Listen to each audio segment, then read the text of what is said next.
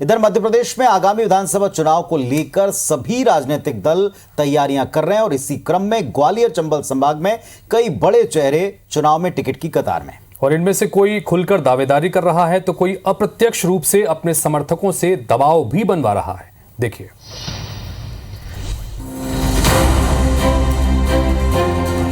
मध्य प्रदेश विधानसभा चुनाव से पहले दल बदल का सिलसिला शुरू हो गया है। यहाँ कोई टिकट का दावेदार है तो कोई पार्टी के नेताओं से नाराज है।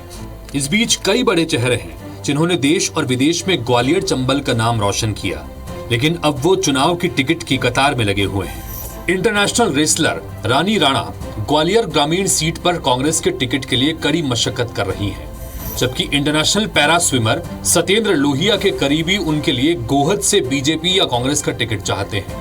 वहीं हाल ही में कांग्रेस में शामिल होने वाले पूर्व डकैत मलखान सिंह भी टिकट की दावेदारी में जुट गए हैं। नहीं, पार्टी ने कभी टिकट नहीं दिया। पार्टी ने चुनाव का मेरा कोई मूड नहीं है।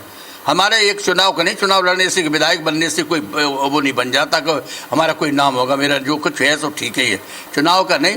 हम अपनी जनता की सेवा और भाव से करना चाहते हैं। कुश्ती के मैदान से मैं राजनीति के मैदान में इसलिए उतरना चाहती हूँ, ग्रामीण क्षेत्र के बच्चों को, ग्वालियर के बच्चों को आगे बढ़ाने में, उनको प्रोत्साहन करने में। जो चीज़ मैंने फेस की है, अब मैं कम समय में वो बच्चों को आगे बढ़ाने का, ये इसलिए मैंने राजनीति क्षेत्र चुना है। इधर टिकट की दावेदारी को लेकर कांग्रेस और बीजेपी नेताओं में जुबानी जंग भी हो रही है। ये तो संकेत मिल रहा है कि आज पढ़े लिखे समझदार लोग जिनकी ख्याति है, ऐसे लोग भी कांग्रेस पार्टी में क्यों आना चाह रहे हैं।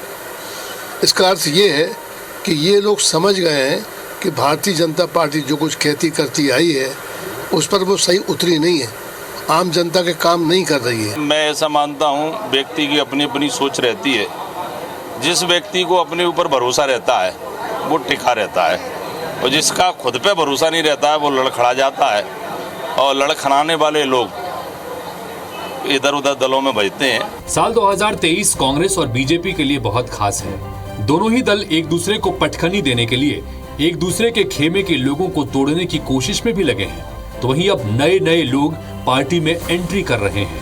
हालांकि वो अपनी एंट्री को निस्वार्थ बता रहे हैं, लेकिन ये बात जाहिर है कि कोई भी नेता किसी भी दल में निस्वार्थ भाव से नहीं जाता। नासिर गौरी, IBC 24, ग्वालियर।